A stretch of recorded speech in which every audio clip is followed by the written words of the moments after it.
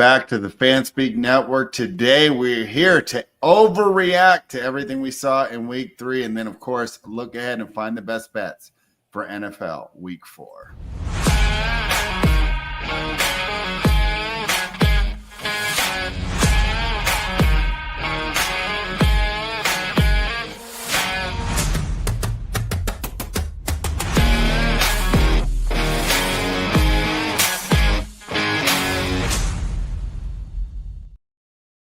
All right, just a reminder, the Fanspeak Degen subscription is now live. It's only $34.99 for an entire year. It includes NFL in-season content, bets, DFS, Battle Royale, and more. Link in show description.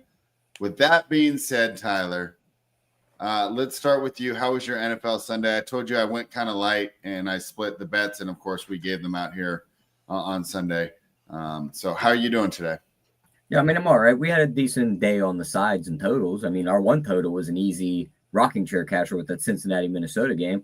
Props didn't Yeah, give us another one of those, buddy.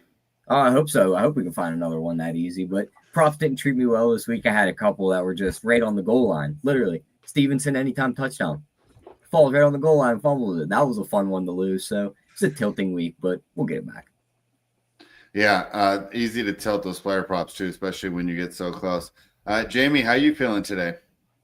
Feeling good, man. We went 2-1 on the best bets last week, but did suffer probably one of the worst bad beats I've had in a long time on that Rams plus 3.5.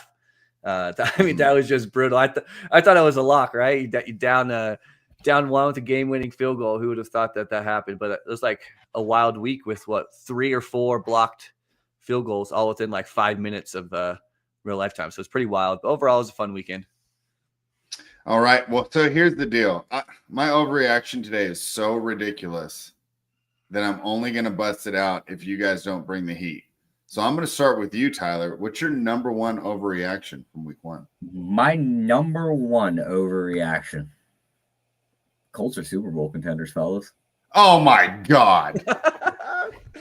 The coaching's there. Daniel Jones looks like I don't need mine this week. We're already ridiculous enough. I'm going to put mine in my pocket for next week. He said he had a ridiculous one, so I climbed my list to where I could just get the most ridiculous you can get. But yeah, I mean, the defense is super underrated. Everyone has said this defense has been below average for 2 years now, and they just continue to produce. They have a top 3 running back in the game. Their offensive line is put together very well. Danny Dimes in the Shane Steichen system looks great. This is going to be a tough team to beat, and they're going to have an easy schedule. They look like they're going to run away with the division because Houston's dead. Tennessee has nothing, and the Jags are just fumbling their way around. So unless the Colts just decide they're going to revert back to a bad team, they're going to walk away with the division. What if everything's got to go through Indy in the playoffs? Could be an interesting thing. So the Colts beat the Miami Dolphins, who are absolute trash, arguably the worst team in the NFL. Then they didn't beat the Denver Broncos, but they got the win. And then they beat the Tennessee Titans. And you're ready to say that they're going to take on the Baltimore Ravens, the Buffalo Bills, the Kansas City Chiefs, the Los Angeles Chargers. I mean, one of those. How does this happen? With Daniel Jones at quarterback? Jonathan Taylor controlling the clock through the backfield? Just saying. All right, I'm just saying I think we're going to be opposite here on Sunday because I think the Colts come back to earth against the Los Angeles Rams. Jamie, what do you think? Are you as shocked as I am? I thought I was going to have the most ridiculous take today. I'm putting it in my back pocket. Tyler wins. Yeah, Tyler's definitely going to win, but I like it, man. I mean, you might as well let's embrace it. They're a good team. Shane Steichen's a good coach. Daniel Jones playing well.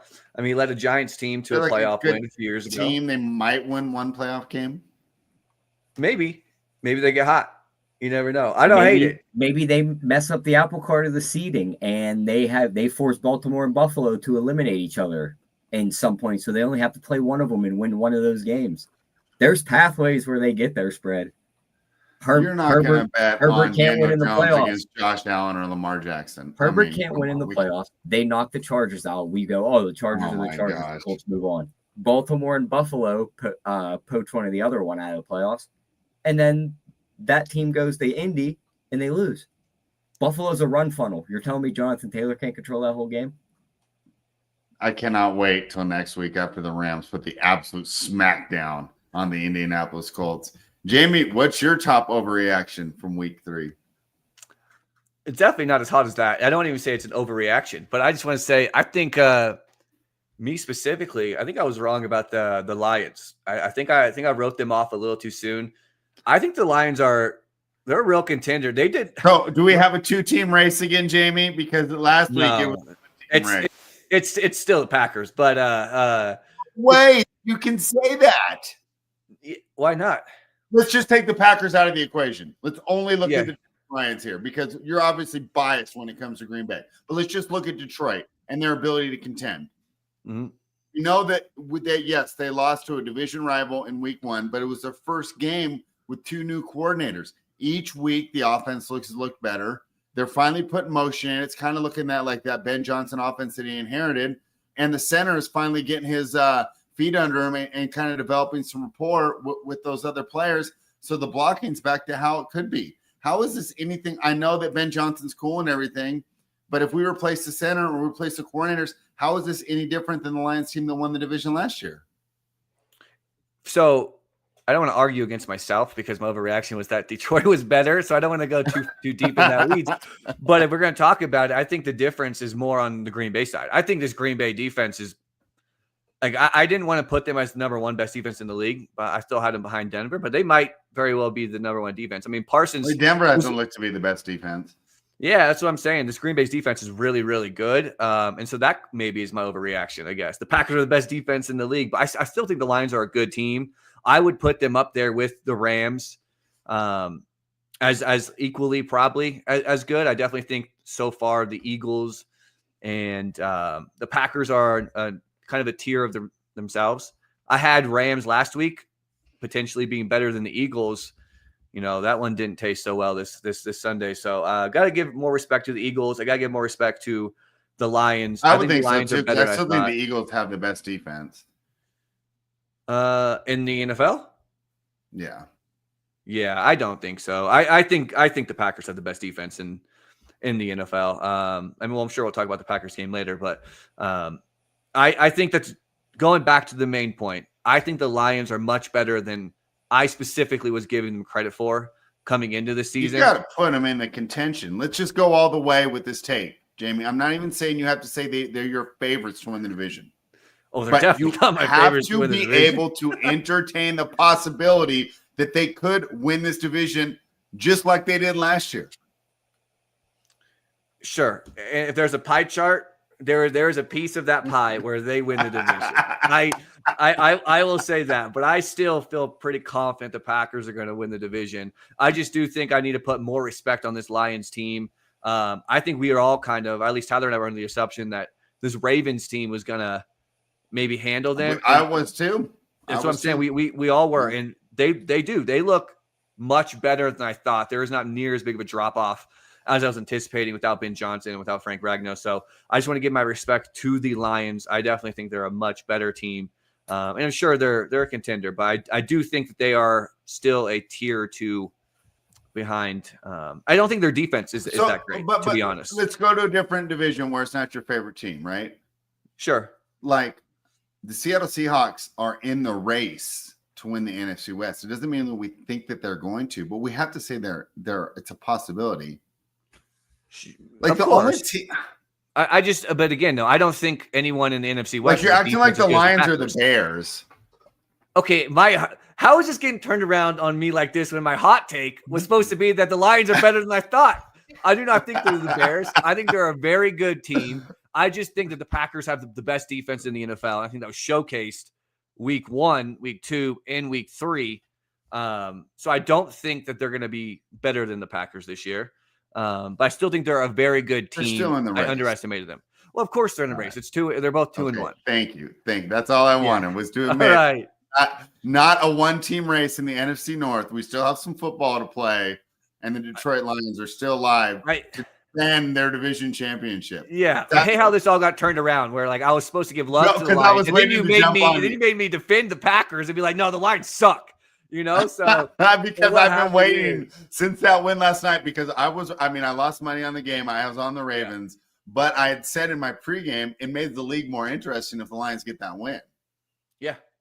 Because now we got it, before it was all hum-de-hum, it's a Packers division. Now it feels like that NFC North is up for grabs, and it'll be an interesting rematch. They're still kind of in Detroit. Control spread. They own the tiebreaker already. Then what? Green Bay?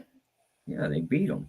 They beat Detroit. But they beat them in Lambeau. If Detroit wins in Ford Field, then what happens? Oh, now they don't own the tiebreaker. It comes on a point differential, and I don't think the Lions are going to blow the Packers out the way that Green Bay handled the Lions week 1. It doesn't come down to point differential in the 2 games. It's point differential on the year. And the Lions have a more blowout style offense. Yeah, but their defense is way, way worse. Yeah, they give up way more points. Their defense is that to me is the biggest kicker here, right? If the Packers were the same Packers team from last year, then we could have that conversation. But their defense is like not even close to the same, right? Like their defense is really, really good. So to me, that is the biggest kicker here. But again, back to the main point, I give love to Detroit. Better than I thought. Mike Robb says, "Let's go, old guy and beard bro." Maybe doesn't even. Did you shave your beard? All you got's the mustache. I got stubble. Yeah, a little. It's growing back. I shaved yesterday. It's already coming back. Yeah, it comes back quick. Here's a comment for you. He says the best defense is the Browns. They just beat the Packers. Your thoughts, Jamie? The Packers allowed 3 points up until 3 minutes left in the game when Jordan Love threw an interception and the Browns got the ball at the 20-yard line. So that's not even close. If you want to talk about offense, sure. The Packers allowed 3 points through. I mean, did you know the Packers are also the only team in the league so far to be leading for 100% of the games, or not trailing, I should say, for 100% of the games first 3 weeks of the season? Like the Packers defense is much better than the Bears or the Browns. So that's not even. I don't know about that, dude. I don't think they're much better, but their pass defense. They're slightly better at best. Their pass defense. Dude, the Browns. Just think about what the Browns have to do. They never have any points to play with. Can you imagine how good they would be if they ever had a lead? Dude, they would be the toughest team to beat in the league if they had an offense. Sure. Yeah, if they had a real organization, and that defense is elite. Their pass defense, they're good. Their secondary is not good. They have the number 1 run defense in the league. They get pressure on the quarterback, which is really, really good. But their secondary is not that good. They're an average secondary, in my opinion. So I definitely think the Browns have a good defense. I definitely think they're a top 5 defense. But I don't think who's your top 5? Do you have top 5 defenses? On hand, not on top of my head. I would say the Eagles, the Packers, the Broncos, the Browns. I'm trying to think on the top of my head. Those are like the 4 easy ones. I'm probably missing one. What am I missing? Yeah, those are the 4 that I'm thinking on top of my head too. And then Vikings. The Vikings, I think, are definitely up there. Yeah. But still, like I said, the Browns beating the Packers has nothing to do with the Packers defense. They allowed 3 points, and Jordan Love threw an interception on the 20-yard line and gave them that field position. But the Browns shutting down and making that key interception, it says a lot about the Browns defense. It was a terrible throw. I have the total yardage per game defensive ranks if you guys want them. What for the yeah. Browns are 1. They're only giving up 204 yards a game. Falcons are 2 at 227.3. Wow. Packers are 3rd at 232.3. 49ers at 265.7. Rams at 268.3 is the top 5. Then comes in the Vikings, Colts, Chargers, Bills, Jaguars to round out the top 10. Interesting. All right. Tyler, no, go ahead. Oh, I was going to move on to the hot take number 2. So you finish off this. I don't even know where we're at. It's your turn, buddy. I don't know what hot take we're discussing. I was just going to say that the Packers have the number 1 ranked DVOA defense in the league. The Browns are 3. Minnesota is 2. Seattle is another team that I think probably could have been brought up in that conversation, but some of that might have been skewed against, playing the Saints and some of those teams. But I do think Seattle has a pretty good defense as well. Yeah, they're only giving up 15.7 points. You're per gonna game. skew the numbers some more on Thursday. Yeah, probably. Yeah. Does anyone have that game in their best bets? I don't. No. I want to talk about it. So yeah. I think it's. Let's hear your first hot take of the day. I'm gonna keep let you guys. No, I mean I already took the crown. Fire it off. I have one that's more ridiculous than yours. You just. I'm not going to do that one today. I'm not going to do that one today. I'm going to keep arguing with Jamie because I'm pissed off because I root for the Raiders, and every week I want to turn off the TV by 10:30 a.m. You haven't even started watching football at 10:30 a.m. your time, Tyler. You still have 2.5 hours of hope. What are you going to do this week? Your boy plays at like 5:30 in the morning your time. Who's his boy? Darnold? Mike Tomlin. Oh, yeah. I'll be up for that. I already get up early anyways. I'll definitely be up for that. Did either of you guys have that game on your best bets? I do not. Ooh, okay. I do not. I don't. Oh, I think I know where Mr. Hater's going to go. No, you go ahead. I think I'm going to keep that one in my pocket for next week. No, We're already 60 minutes in. You said I took the crown, and then now you're backpedaling. All right, fine. You want a more ridiculous hot take? Fine. I'll give you my ridiculous hot take that I was going to shelve, but now you got me fired up. I got to hear it if it's better than the Colts or Super Bowl contenders. It's more ridiculous than the Colts or Super Bowl contenders. All right. The NFL has done things to improve the watchability of the sport, right?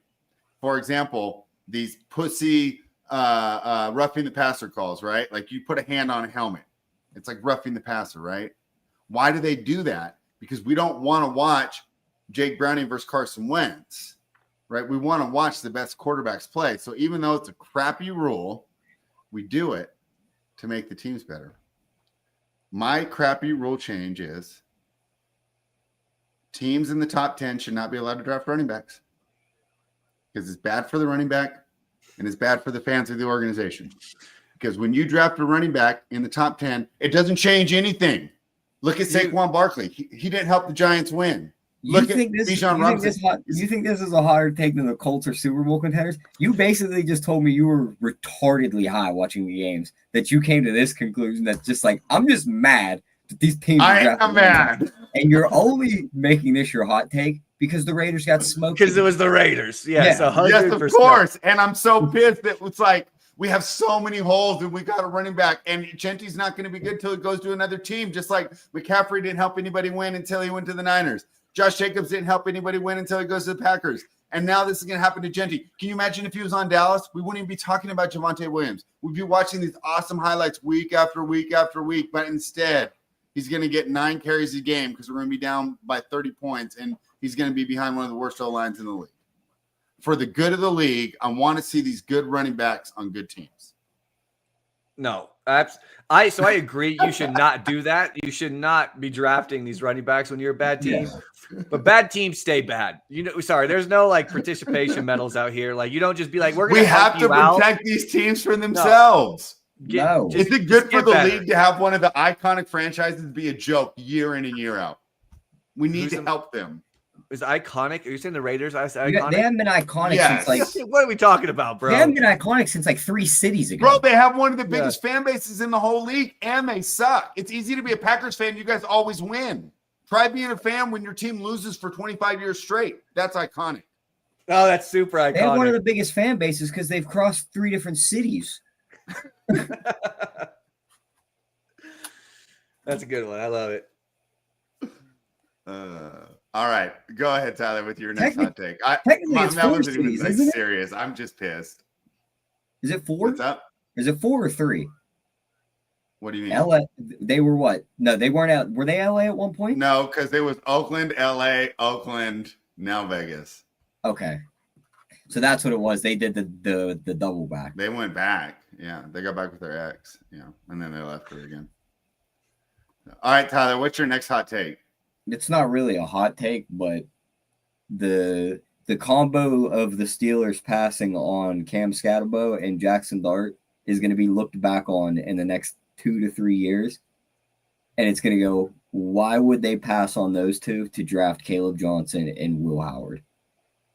Because the Giants with these two guys. Hot take. That's why I said it's not really a hot take. I mean, I said that to start the statement. Yeah. We'll see how it turns out. Do you think that Jackson Dart's going to get screwed like Daniel Jones does? I mean, he had to leave the team for them to be good. I think this could be the this guy might just be that good. Dart? Yes. He's not that good. Nope.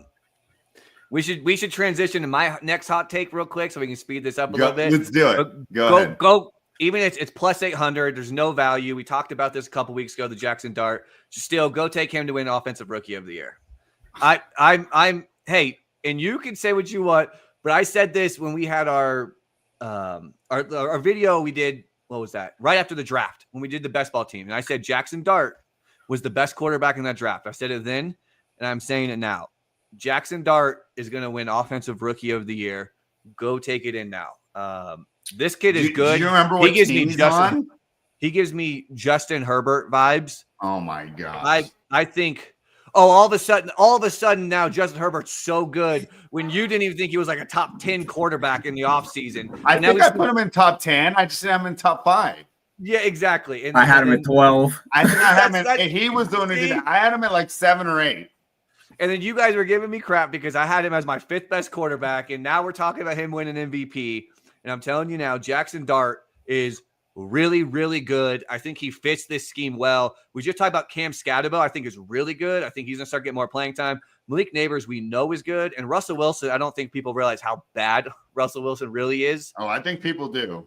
Well, we're really about to see. We're really about to see. And you know what? It's maybe it's just a nice little coincidence or ironic, whatever you want to say, that we're now going to see Jackson Dart versus Justin Herbert this week. If it was any other franchise, well, this goes one of two. This goes one of two ways Sunday because it's in MetLife.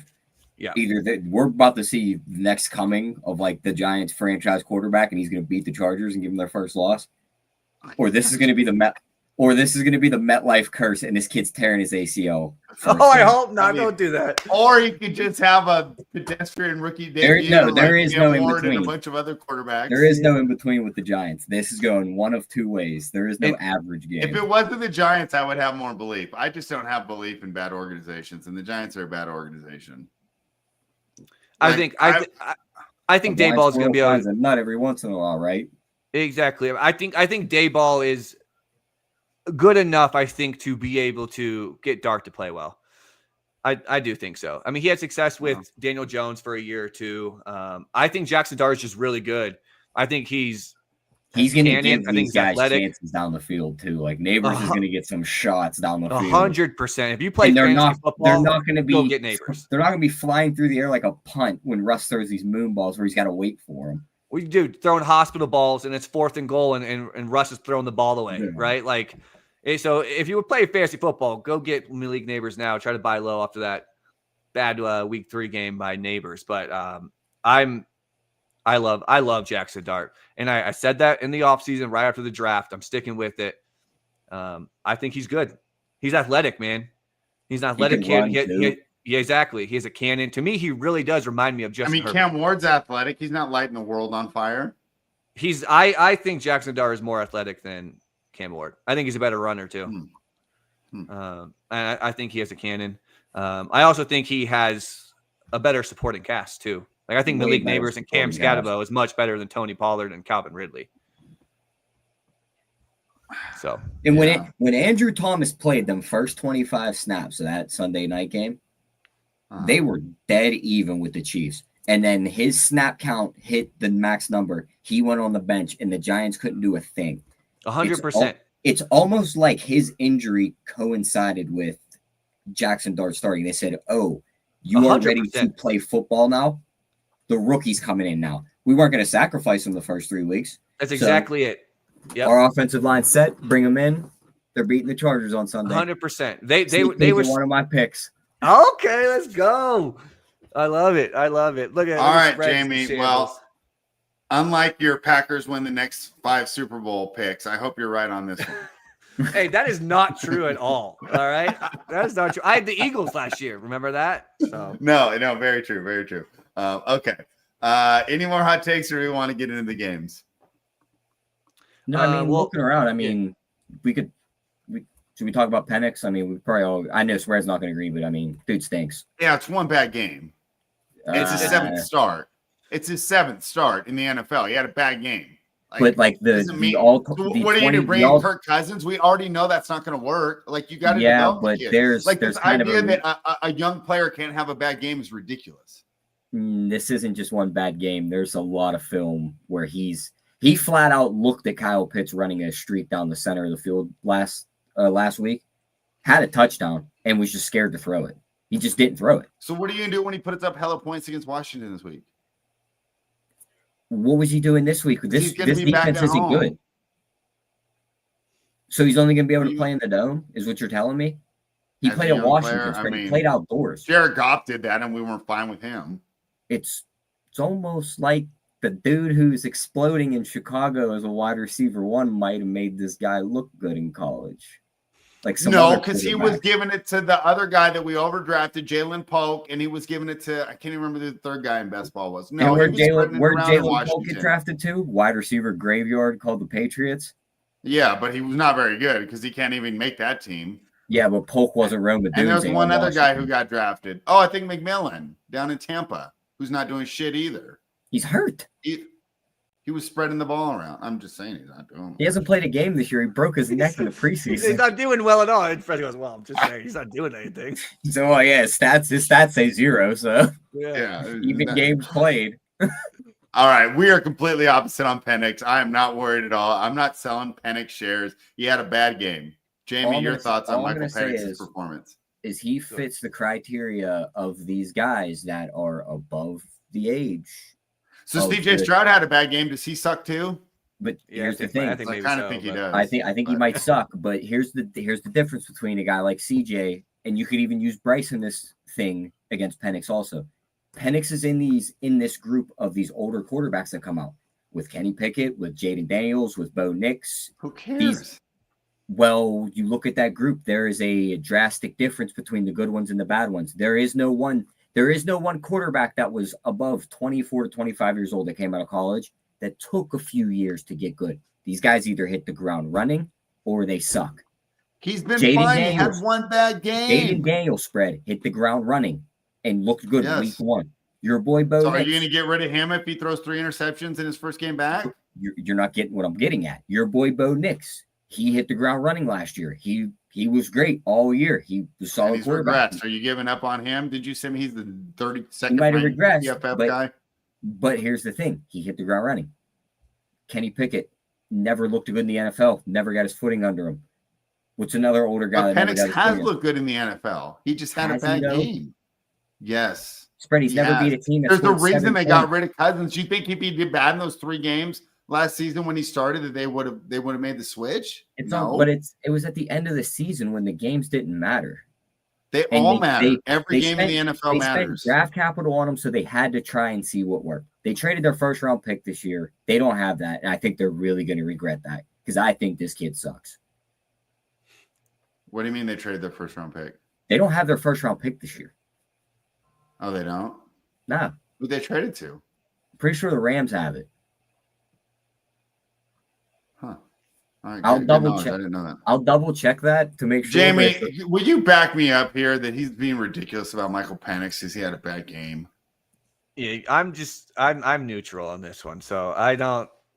He didn't look good. Better career, Michael Penix or Jackson Dart? Oh, Jackson Dart, man. All right, Justin Herbert 2.0. Give me Penix. Give me Penix. All right. And also to our guy Mike Rob's point, we gotta stop bringing up the Trevor Lawrence thing. Okay, I'm sorry. Shoot or shoot. I missed on this one. Don't know. We got to let this one go. On the Jaguars subreddit today, they were sharing the stats that Trevor has had the most droppable balls and the most wide receiver. Do we think he's broken? Where they do things wrong out of anyone in the league? Do we think those first few years might have just broke him? I don't know. He might be okay. It might just take a while, Tyler. Maybe not everyone hits the ground running.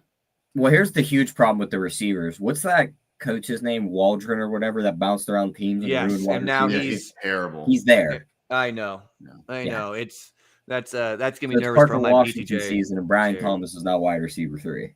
Yeah, it's definitely rough, and it's like a mix of both. The receivers are bad, Like the receivers can't catch, right? I think they had 5 or 6 drops last game, but also Lawrence is not very good either at this point, right? He stares down his first read target all the time. I'm just saying, like, look at Darnold, look at Daniel Jones. I mean, there's a chance that it's just that's the thing. He might just be another guy that needs a change of scenery. It might just be a guy who's on a really bad organization, which I talked about earlier, which drafted Leonard Fournette at number 4, which means they fall into my bad organization criteria. They should have made a Super Bowl if the refs would have called that game right. Which one? He was blaming the Jags for drafting Fournette at 4. They should have made a Super Bowl in his time there if the refs would have called that play right. When they should have beat the Patriots that year. Yeah. And they would have probably beat the Rams in the Super Bowl. Yeah.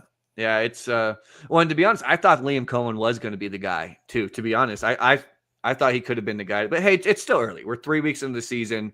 I think the Jags aren't they 2-1? I mean, things aren't that bad. They're 2-1. The games haven't looked, really great that they won, but that doesn't matter. They're all that winning. matters is winning, really, though. 100%. I mean, if you get wins, you can avoid these poor performances, right? The drops don't matter as much when you get the win. Yeah, right. It's a little easier in the locker room this week. What do we think? I lean San Francisco. I didn't bet it, but I kind of like the points with the Jaguars there. I think both mean so much to that team. Yeah, that definitely hurts. Both out definitely hurts. Yeah, torn ACL for both was no good for that defense. No, that's definitely a big loss. But all right, that was enough hot takes. I'll save my other one to really piss off Jamie for next week.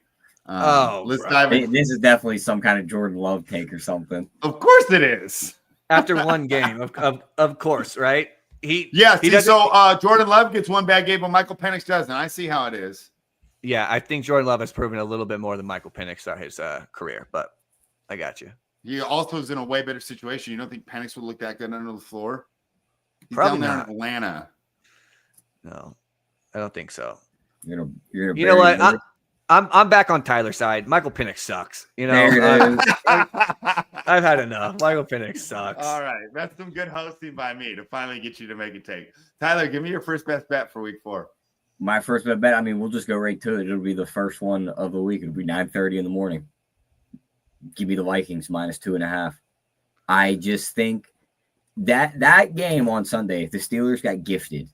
Not only gifted it, I mean, 5 fumbles. To be fair, they do punch the ball out. It's not like the guys are just dropping it. How often can you go, yeah, we beat the team by a touchdown, but we punched out 2 fumbles at the goal line? And they punched out a ball going across the goal line to stop a touchdown. If that's on the board, the game's tied and they're going to overtime. Or if Drake May doesn't throw an interception on the 1-yard line in the end zone. Like, there's just plays the Steelers have so much luck. Like, for instance, Spread, me and my buddies were talking about this. This is a little off topic, but we watch other teams, for instance, the Raiders or the Cardinals. Like, the Cardinals' luck, for instance, Marvin Harrison, drafted high, can't catch a football. Every time he's wide open, the ball just bounces right off his chest. He drops it. The Steelers' luck is they're the team on the other side when he drops it. So it doesn't go against them. They get away with so much stuff. Bring in the Vikings, who are going to attack Rodgers. I'll give it to you here, but I'm on the same side as you. And I talked about Joey Bosa, or whichever Bosa it is, Nick Bosa earlier, and how much he means to the 49ers. And TJ Watt's out there on the field, but he's not the same guy. Yeah, you can see it. He's not running down the quarterbacks like he used to. He used to be like a one-man wrecking crew. Aaron Donald, I'd argue him and Aaron Donald, were the best players at that time. They took up 3 blockers, even when they didn't get a statistic. But I don't see that same guy. Hayward's getting a little older too. They're a senior citizen, Fred. They are old, they are slow, and they can't stop anyone. They rank 28th in yards per game. They give up 386 yards per game. Their passing defense is a little better. They only rank 26th in that. They're giving up about 246. Run the ball on them. You're getting about $150 a game. So I think Jordan Mason dominates this team. I think that Flores, who spent a year in this system also, and we know Tomlin don't change a damn thing, Flores is going to know everything about this team. This defense is going to be all over Rodgers, and then he's going to have a built-in excuse after the game when he throws a pick, which is plus money. I'll be betting that on Friday. I'm jet lagged. I don't like these overseas games. this and that, and he's going to lose this one. So give me the Vikings. Wentz puts together another good game, and they win this game. Jamie, I'm Team Tomlin over here, and I want to argue with Tyler, but unfortunately I can't. I think he's on the right side. One thing, though, is this is where like fantasy and tape are a little different. I don't think either Aaron Rodgers or Carson Wentz has looked as good as their statistics this year. And, of course, maybe going against that Steelers defense, if they can get it right, could be a problem there for Minnesota. But just to me, the best unit by far is that Minnesota defense. We should have thought of them immediately off that top 5, because I also think they're another team that suffers from the fact that they didn't have much offense and they were on the field for 35, 36 minutes, not playing with the lead. What's your take there on the early morning game, Sunday morning over in Ireland? I don't even know where it's at. I don't know where it's at either, but yeah, I agree. It's Minnesota for me.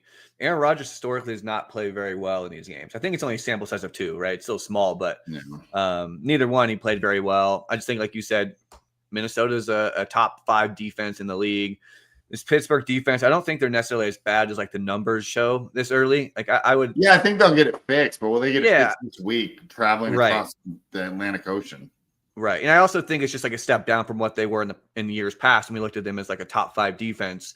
Well, I think in reality, they're probably 15th, and like, I know their DVA is like 23rd, but I think they're probably a middle of the pack defense. And again, I know you are Tomlin guy, but I do give the coaching edge to Kevin O'Connell. I think he's a really good coach. I think Carson Wentz in there helps him. So here's the deal. I agree. I think the combo of O'Connell and Flores, if Tomlin had a real OC, I might argue with you. But O'Connell can just concentrate on the offense. And then he has Flores over there, who's essentially a head coach level type of guy. Tomlin, Tyler was laughing because I put in our chat with the other guy, JC, who loves Mike McDaniel. And I said, I hope he stands next to Tomlin next year, right? Him or D'Amico Ryans, I want to see him next to some defensive guy that's going to just be like, take care of it. Yeah. I'll tell you when I want you to run the ball, but that's about it. You're dialing up these schemes and, you're dialing up the runs. Yeah. Okay. Seems like we're all in Minnesota there. Let's see how that turns out for us. Jamie, what's your first best bet for week 4? I'm going to go Cincinnati plus 7.5 against your Denver Broncos and Bo Nix. Tyler sent us that little chart too. Wait, they're my Denver Broncos? Yeah, I just say you're a Bo Nix guy. So you get lumped into it. You're Denver Broncos, you're Bo Nix. Ranks dead last in PFF created by quarterbacks. I just don't trust. First of all, PFF is terrible. If anyone thinks that Bo Nix has been playing better than is worse than Joe Flacco, that's insane. I mean, he like top of the league in turnover worthy throws. He has not been very good whatsoever. So no, he hasn't. You're right. So there's ever some nuance there. Like he may not be dead last, but he's definitely in the bottom half of the league for sure. I just don't trust his Broncos offense. I think they play a lot of games close. So the 7.5 to me is also nice, but it goes back to what we talked about last week when we were on the Jets and just teams coming off of blowouts to our dogs the following week, hit about 58% of the time with a 10% ROI. I just like to kind of back that trend a little bit. The Browns actually fit that trend last week too. They obviously covered. So that's just another spot for me where I like Cincinnati plus 7.5 and just getting a touchdown.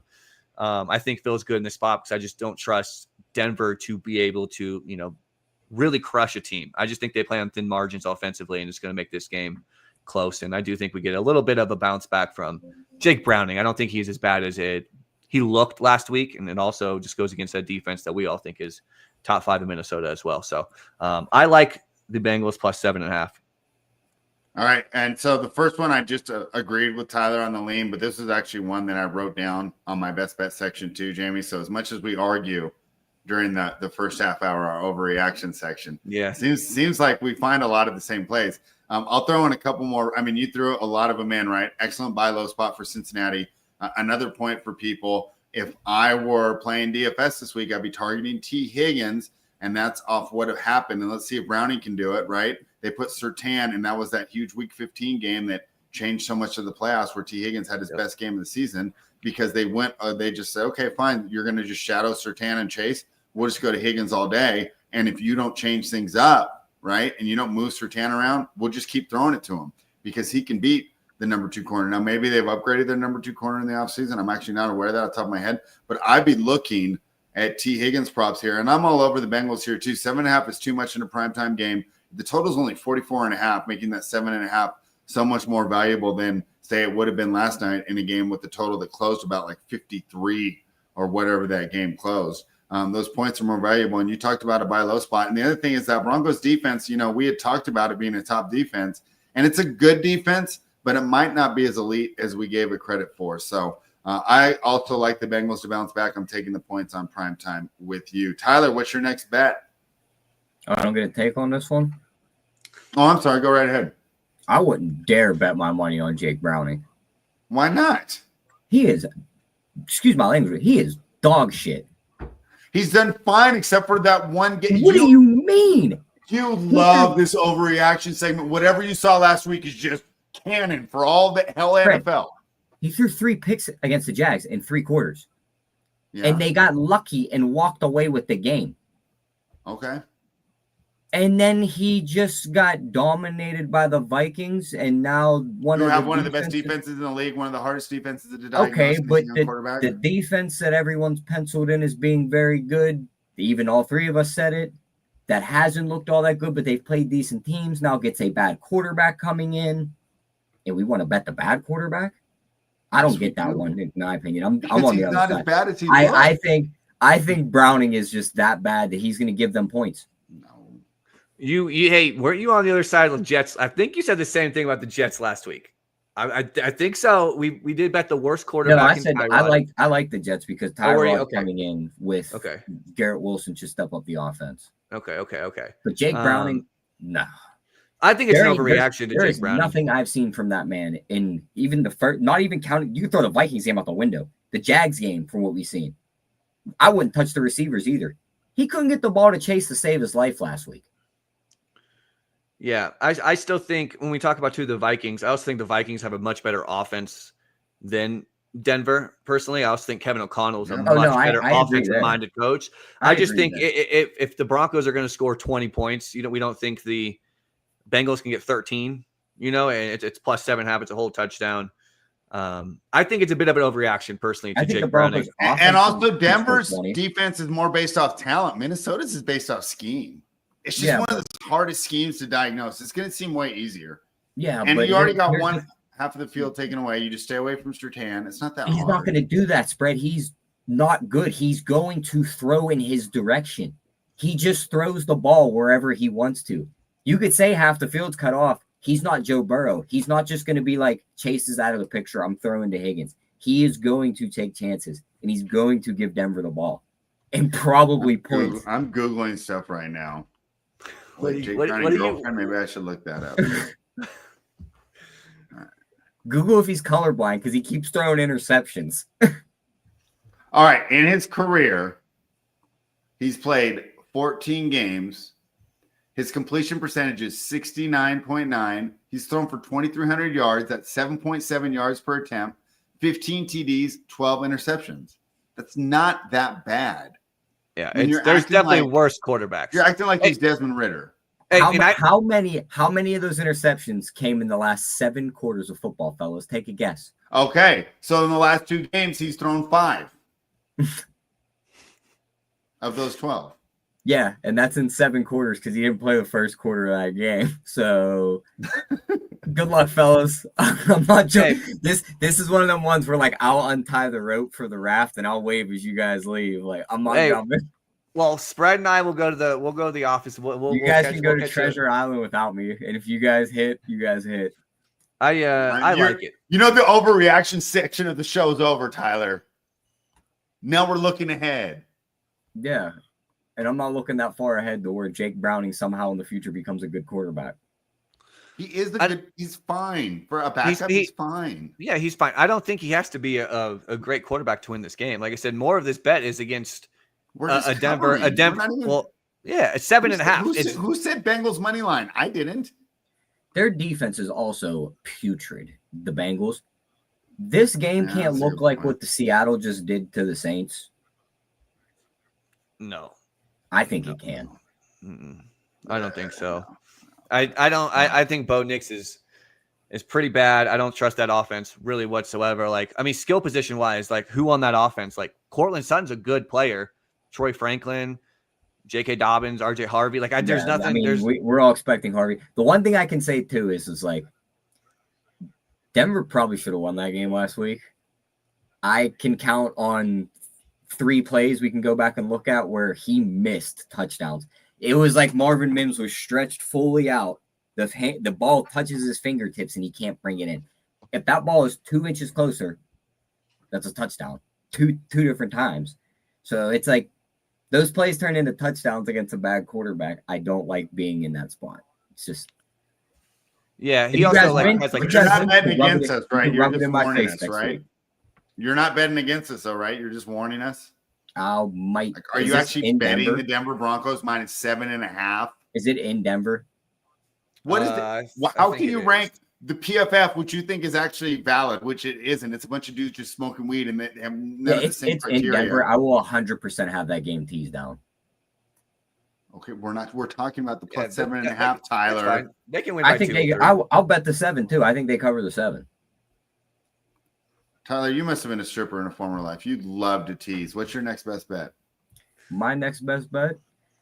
To be honest, I haven't really looked through the sides and totals, but I'll tell you one just coming through. Okay, well, I got one if you don't have one. That I really like just glancing at it, just because they're going to come out frustrated, and I think they match up well. I think Baltimore smokes the Chiefs in Arrowhead this week, and you're getting 2.5 on them. I will gladly take that. Is Xavier Worthy back for that game? He should be. That could change a lot for that offense. Mainly the run game, because I don't think they're going to be able to be so aggressive with the safeties when they're defending them.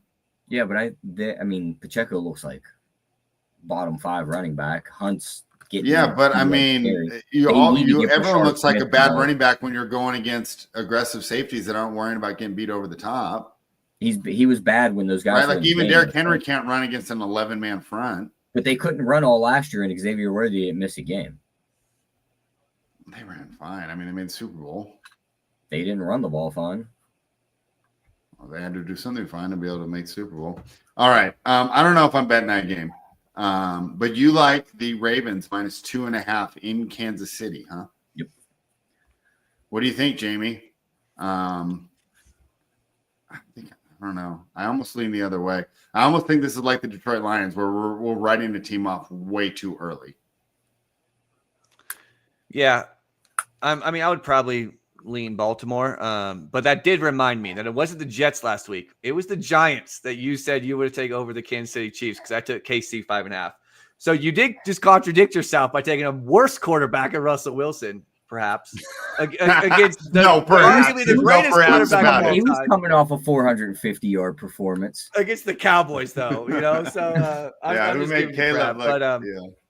But But I do think I lean Baltimore. It's gonna be crazy that one of these teams are gonna be 1-3 after this week. But I do think Baltimore is the right side. I think Baltimore is gonna be able to move the ball on Kansas City. And I still have some concerns about that Kansas City offense. We'll see if when Worley comes back, how he looks, but I'm just not super optimistic about Kansas City's offense. So I would lean Baltimore here too. I would be careful writing off that Kansas City team this early in the year. I don't want to write it off, just do this too. Once their dynasty got going, they would always start 2-2.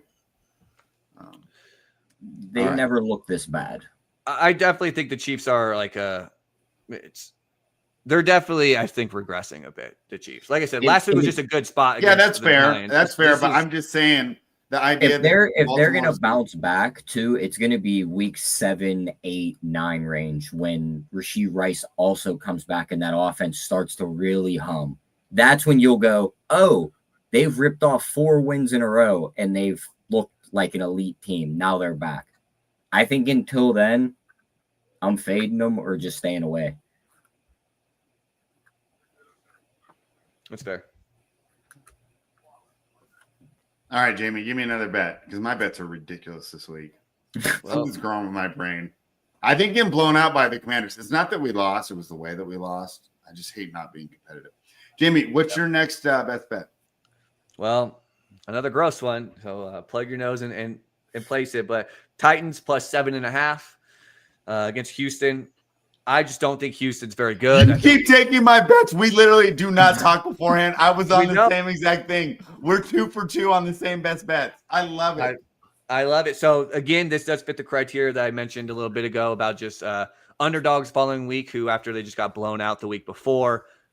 But specifically, I just don't think CJ Stroud's very good. I think their offensive line's pretty bad.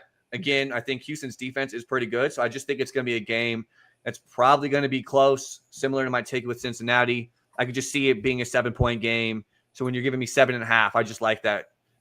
It's tough because the Titans suck. They do not look good at all. Here's my main concern. The hardest part of hit and submit, Brian Callahan has one of the worst ATS records that I can remember.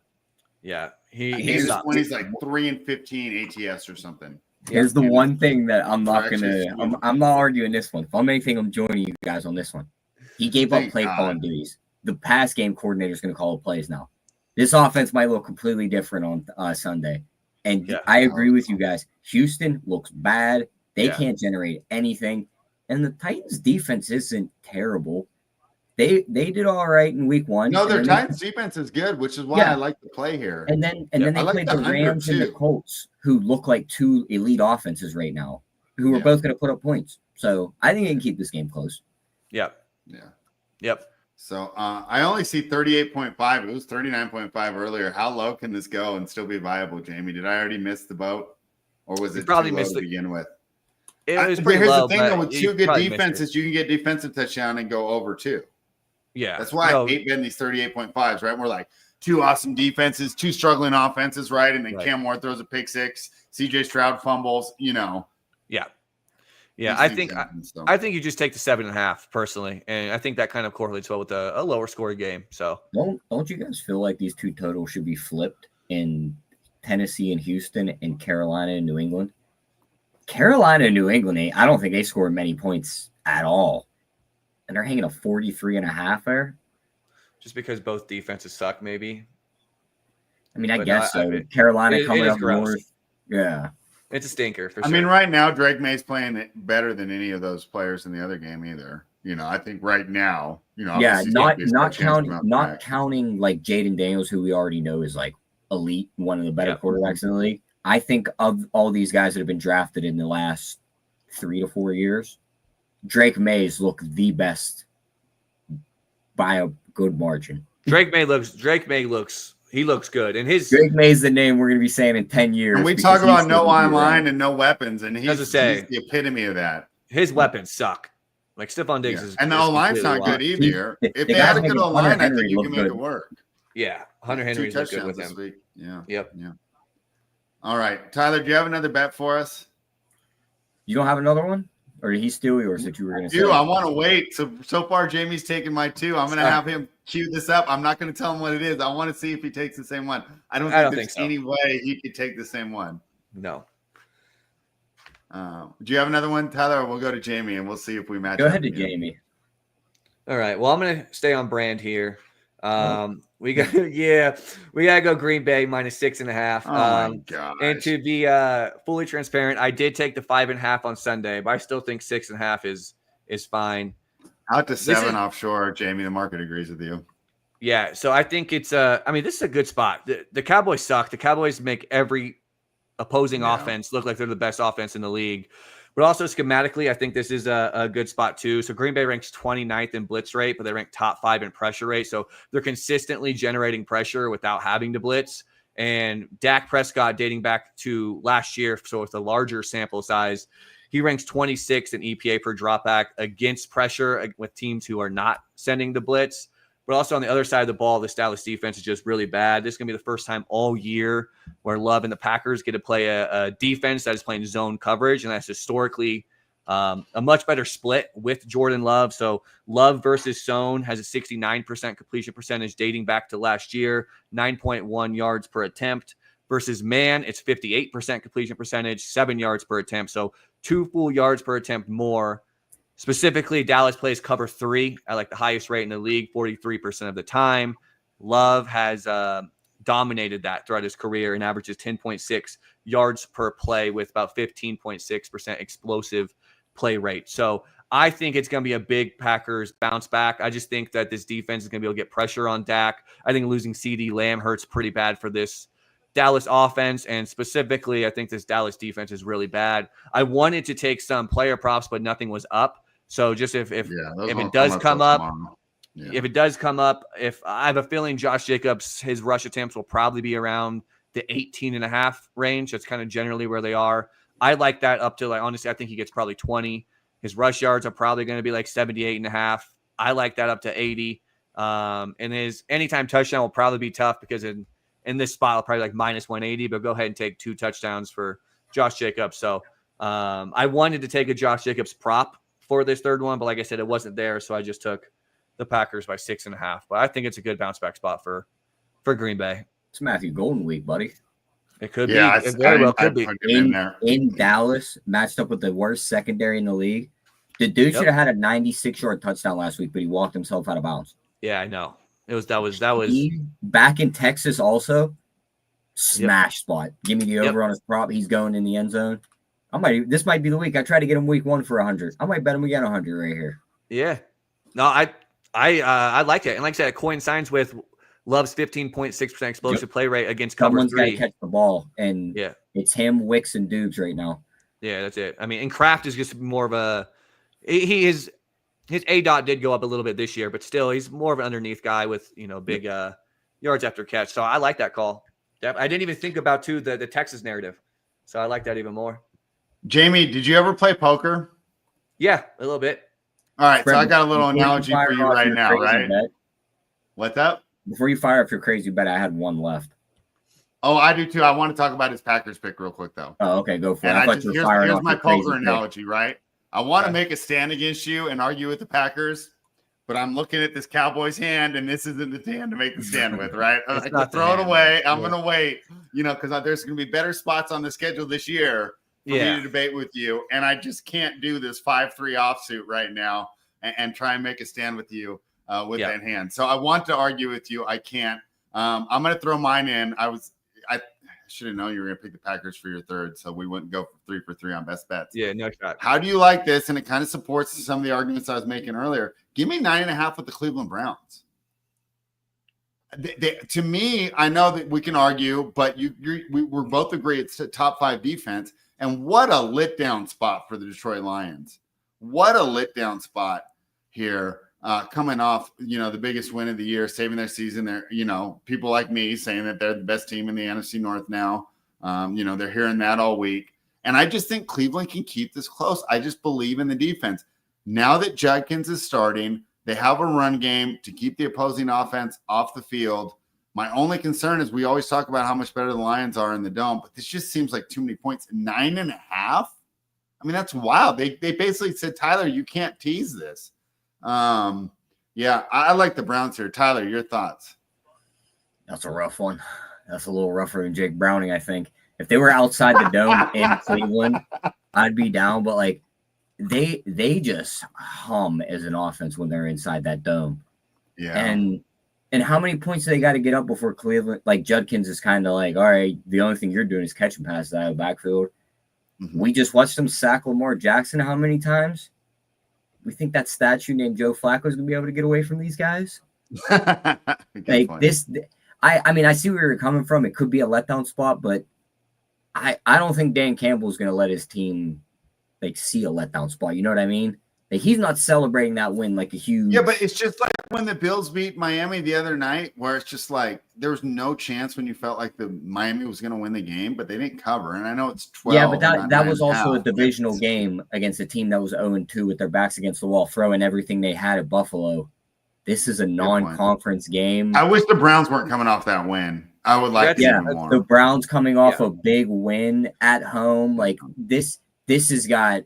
I bet you when FanDuel puts it up biggest blowout, that of course the Saints Bills is probably going to be lying the highest because it's a 16-point spread. It's ridiculous. But that the Browns Lions game is going to be like $1 less because I could see that game being something around 38-10. All right, I got one more play I like. Let's see if you guys like that one better. Do you have any more plays, Tyler? Yeah, we'll take the Giants, take the points, take the money line, take them both. They're gonna. Crazy. it's the new quarterback bump. We've talked about this before. We've bet this before, spread. So it's just the team's going to look different. The Chargers probably shouldn't have won that game against Denver if some of those balls are completed from Nix to Marvin Mims. Mm-hmm. They also lost Najee, who was starting to get more of the backfield work over Hampton. Hampton did look good, but it took him 1 million carries to get those stats. I'm not sure he looks as good. And Herbert's had to evade a lot of these pass rushers. Now he's going to have 4 of them after him from this Giants front. And Brian Burns, Thibodeau, Dexter Lawrence, and Abdul Carter. They're going to get pressure. I can't believe you don't think that Greg Roman and Jim Harbaugh, who wants to run the ball 60% of the time, aren't going to be able to mitigate pressure from the defensive line. You could tell me they want to run the ball 60% of the time. Day. They haven't done that for 3 weeks in a row. At what point do they will if they need to? At what point do they not want to be 60% of run? Like, we're just calling them that because that's what the history tells you, and they're changing. Yeah, so I'm just saying it's easy to go back to that, right? It's like if I date like Hispanic women my whole life, and then I date white women, then I go back to a Hispanic woman. That's what he's going to do. He's going to go back to Old Faithful. I think the Giants they're gonna be in this game, and I think there's a good chance they win it. I love it. Chargers, right, Jamie. I'm thinking you're going to agree here. The Chargers are also coming across country, and it's a 1 o'clock game for them. We know how the Chargers fare at 1 o'clock spread. You're a West Coast guy. But this is Harbaugh. This is a whole new team. I think we throw out all our chargering ideas. I think we throw them all out the window. You know, like 49ers were pretty bad until Harbaugh got there. Bad for about 10 years. Jamie, I'm assuming you're going to agree there with Tyler. Spread. Yeah. That's true. I mean, the Chargers are still cursed with the injuries. That one's still there. Yeah. Yeah, I agree. Although they did catch a break with Khalil Mack not being out for the season. Jamie, you're taking the points for the Giants. I can't believe I'm arguing for the Chargers. What am I doing with my life? Yeah, I'm on the Jackson Dart train, man. So this first start, right? Because that always goes so well. Even for every, even if he's going to be a great player, and you're absolutely right in your player evaluation, it's not that crazy that he has a tough first start. Oh, I don't think it's crazy at all. I think the Chargers are a good team. Ideally, it would have been way cooler if they were playing like the Panthers or something here, and it could just really hammer the Giants. But that's not the case. But I definitely lean towards the Giants side. All right, Tyler, this one's for you. My final one that I was trying to choose between the Browns was this team, the Los Angeles Rams. I don't think the Colts are as good as you think they are. I think the Rams have a top. Boy, we have like 7 teams in our top 5 defense, but we should have put them in there too. So let's say they're a top 7 defense since we have 7 teams in our top 5. But I think that they're really going to be able to turn things around here. They're laying 3.5. It's going to go to 3. You probably get away with laying 3 if you time your market entry correctly. And I'm not ready to believe in the Colts yet. I know that you are, Tyler, but I think this Rams team's on a whole nother level. They should have won against Philly last week. And just like I said, I hated taking the Browns coming off that win. I love taking the Rams coming off this loss. Your thoughts here, Tyler, and tell me why you're going to take the Colts and the points. How am I the one being square this week? What the? I don't know. I'm going to take the points with the Colts. If this was in Indy, I'd be on the Colts. Like, this would be the battle spread. I'd be like, give me them. They're going to win the game. But going to LA, it would probably be a pick. It would probably be a pick. Going to LA, I think they could lose this game, of course. But I think their defense could look a little better than people expect. They could get pressure on Stafford. And if Jonathan Taylor is able to put together a good game, then guess what? Stafford's the one standing on the sideline. He can't get the ball to guys like Puka and Devontae because he can't sustain a drive. So it could be an interesting game. We'll really get to see if the Colts are legit or not this week. If they beat the Rams spread, you agree? They're legit? Yes. Okay. Money line. Not cover against the Rams. No, they got to take them down. They take them down.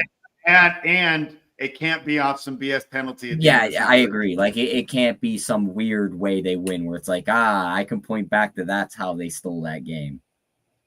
Jamie, can you hear us? You want to jump in and be the tiebreaker here? I want the Rams. Tyler wants the Colts. 3.5, depending on what you can give. I don't want the Colts, but if you force me to bet it, I'd take the 3.5. Yeah, you argued against me. It was worth it. Jamie, you with us?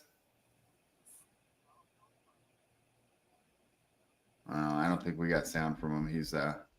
He's jumping in and out. All right, Dan. I hope he comes back too because I got to get his thoughts on some of these other games.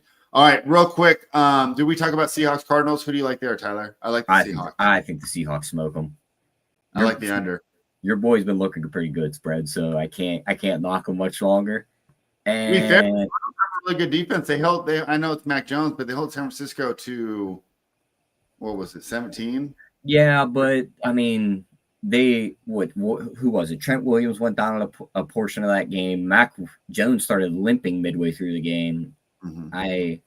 I think Seattle can put it on this team. They're going to get Charbonnet back. They're going to be able to run the ball with both running backs. You lose James Conner on the other side, so that takes away from the Cardinals' offense. It literally might just be Trey McBride for the Cardinals. Yeah, you can put up stats, but I like Seattle to win this game. It's only -1.5, so just take the money line. All right. Yeah, I like the under even more, though. You like the under?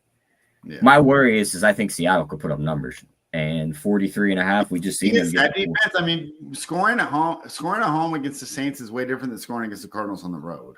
I think I know this is weird.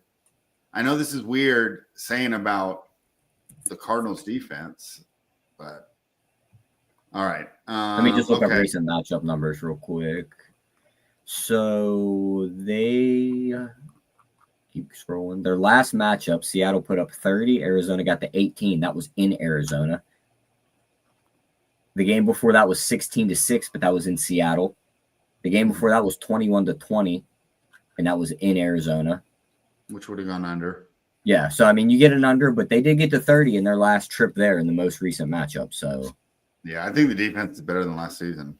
Oh, I agree. They did add some pieces. I can't name the player additions off my head, but I think just even another year of Gannon. Yeah, but my worry is just San Fran was so beat up that they kind of only could go to two places with the ball that Arizona was able to keep it so close. I mean, Seattle pretty much only goes to two places with the ball too, right? Like you said before, it's JSN or nothing. It's JSN. You can run the ball, but Torrey Horton seems to be coming alive. So this offense could be a little better. Best ball bros loving that. Yep. What an 18th round pick there. Jamie, are you with us? And first, if you are, can we hear you? No mic. Check your mic. Hello? There we go. There you are. There we are. All right. Talk to me about the Colts and the Rams. I laid the 3.5. Tyler thinks he says he's not playing it, but if he were, he would play the Colts. Your thoughts there? Did the Colts come back to earth, or do they prove they're for real, just like the Lions did last week? The 3.5's tough. I'm going to stay away, but I would lean towards the Rams side, but I do think the Colts are much better than probably you think. So I do agree a little bit more with Tyler's analysis on the Colts being a pretty good team. But I do think the Rams probably bounce back, and I do think they win. I could see it coming off the loss. I love laying that, especially the way the loss happened. It was a brutal loss. It's going to be a great week of preparation. I think this team's going to come out fired up for the whole 60 minutes. That's why I love laying 3.5 with the team coming off a tough loss like that.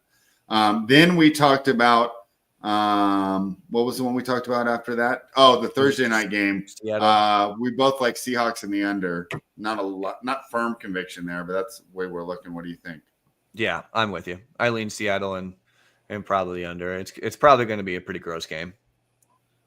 Well, we don't need to get 50 points every time to be entertained, Jamie, or at least I don't, because I grew up where every game was lined between 37 and 44. Makes you feel young again. I get it.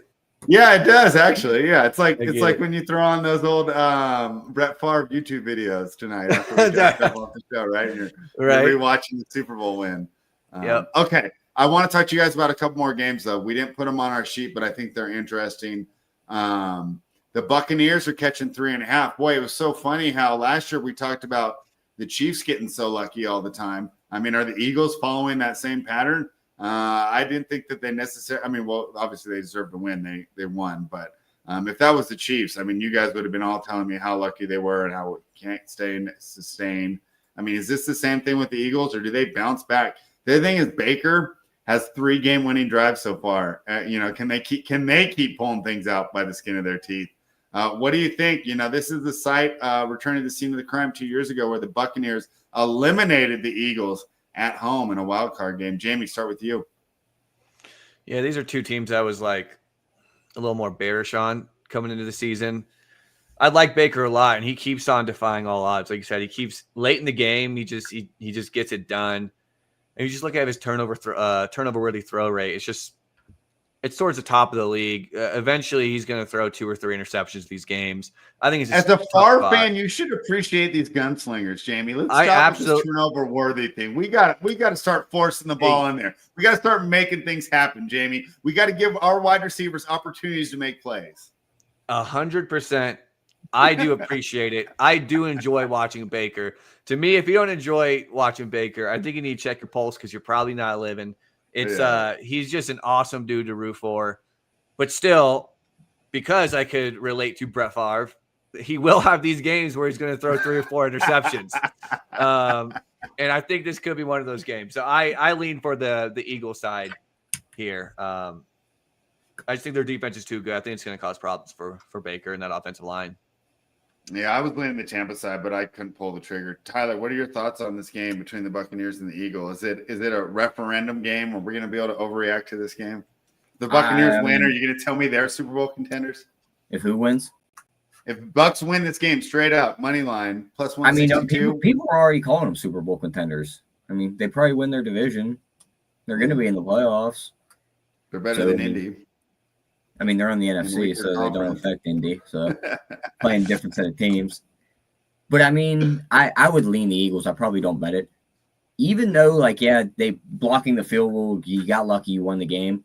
We're not sure the field goal was going in. But even if the Rams win that game, what the Eagles did was very impressive. For two weeks and 2 quarters, we didn't think this team could throw the football.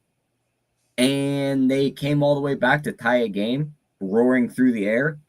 So I think that showed, they can still throw the football. They still have a really, really good wide receiver in A.J. Brown and Devontae Smith. So I think they can move the ball both ways against this Tampa team. And just like Jamie said, Baker's going to throw some picks. They got Stafford last week to get some interceptions. I think they get Baker for 1 or 2 here. All right. Let's just talk about a couple more and then we'll call it. The Commanders in Atlanta, are you going to stick with your guns, Tyler? Are you taking the Commanders here to upset Michael Penix? And if Jaden's out there, yes. He's not by this line. At this line, if he was playing, it wouldn't be -1. Let's just talk about if Mariota's out there and it's -1. I'd probably still take him. Really? What do you think, Jamie? I'm not out on Penix. Unbelievable. One bad game. I lean Atlanta. I think it's a decent spot for them. I think their defense is pretty good. I do think Washington's defense is a little vulnerable. I could see Drake London having a good game. Darnell Mooney potentially have a good game. So, and don't the Falcons fall on that little trend that we would like taking coming off the big losses? No, they don't fit because it wasn't lost by 30. Didn't score a point. They really screwed me. I thought it was like teams that have lost by 17 or more, like 68%. I had the Giants 15-1 to be the lowest scoring team. If Penix could have scored a damn touchdown, I win that bet. That's terrible. I'm sorry to hear that. Now I see why you're so mad at him. Yeah. Against Carolina too. That is pretty bad. They did lose by 30, yeah. I mean, technically they should. It's not as big of an underdog spot that I generally like to take, but you're right. They technically do fit that trend. But it's at 1.5. So it's so close to just like a pick 'em.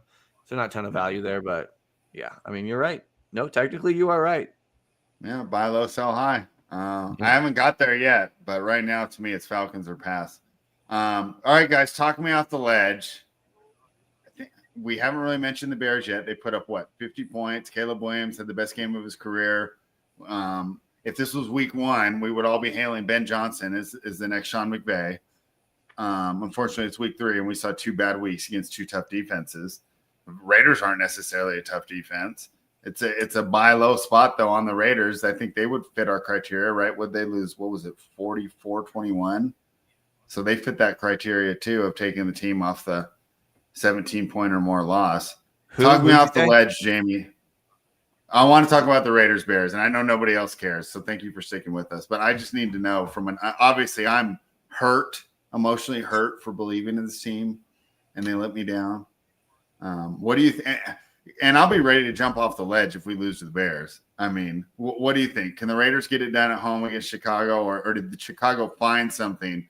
And will they – basically, it's like, was that fool's gold, or is this going to build momentum to becoming that at least offense that we expected to see when we were drafting all these players all year in the best ball? Yeah. So first off, back to that trend. So I did just to verify. So you have to lose by 20 the week prior, and then the spread range the following year or following game is 3 to 30 as underdogs. So that's why the Falcons did not show up as. And the Raiders don't qualify either. Then okay. Yeah. So but I'm with you. I kind of. I didn't take it stand. I don't know what to make of this game. I'm so emotionally hurt. I can't objectively evaluate it. What's the total in that game? It's probably pretty 48.5. high. I'd still take the over. You're getting points on both sides. Yeah, it's 47.5 on DraftKings and FanDuel. So, yeah, I worry about those defenses. I mean, and Caleb has looked pretty good so far, right? I mean, outside that one quarter in week 1, I feel like he's looked pretty good. But obviously, when you go up against Dallas, that's going to inflate the stats a little bit. But I would lean for the Raiders side, but I'm not personally going to touch it. Yeah, Tyler, we know you're not touching it, but let's just say, like, you know, you're forced to give a take right now and give a wholehearted argument for one of these teams, Bears or Raiders. And, you know, we've already disclaimed that you're not actually betting. This is just an exercise. Who would you take? I'd probably take the Bears. I mean, do you know how dismal all the podcasts I listen to are going to be this week if this happens? Like, you guys could win that game. It's just one of them games. It's lined like it's going to be. It's a coin flip. Like, both offenses should hit the ground running because neither defense is going to slow them down. I like the over the most. I think it could come down to the last possession or just some weird turnover that decides the game. Mm-hmm. I don't think one team just dominates this game. I'm actually pretty excited to watch it. I mean, I just want it to be competitive. You know, if we lose by 2 points, but we don't, you know, we don't get bullied, I'll be fine. I don't know if I can take another BTA, as people like to say. Jaguars and 49ers. If I took the Jaguars, would you think I was crazy there, Jamie? Yeah, I Jamie froze up. Oh, there you are. I can hear you. You froze, but I can hear you, so we're fine. Oh, okay. Yeah, I lean San Francisco. No real conviction here for me. If I Bosa out definitely hurts, but I still lean San Francisco. They're just a team I was high on coming into the season. Tons of injuries, but I think Mac Jones has looked. I mean, I think Mac Jones and Purdy might be back. That's what they're saying in San Francisco. This might be the week Purdy comes back. Yeah, and if so, then like him even more. But it's a pass for me. Tyler, any conviction on Jaguars and Niners? No, I got nothing there. Monday Night Football, Miami Dolphins, New York Jets. Dolphins are laying 3. Give me the Jets. Jamie, what am I missing? I don't know.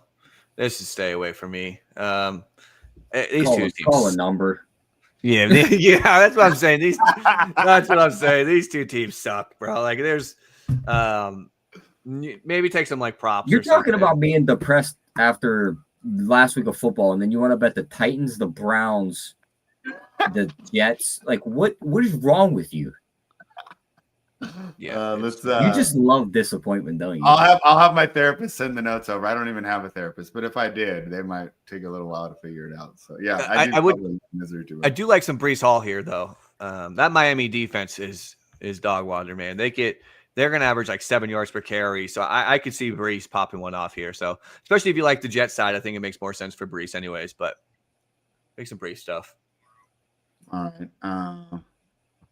Mike Robb says he's taking the Chicago Bears, the Baylor Bears, the 3 Little Bears, and the Bear in Big Blue House. Mike Robb, you left out the easiest one. The Bad News Bears. Mike Robb, how did you leave that on the table? All right.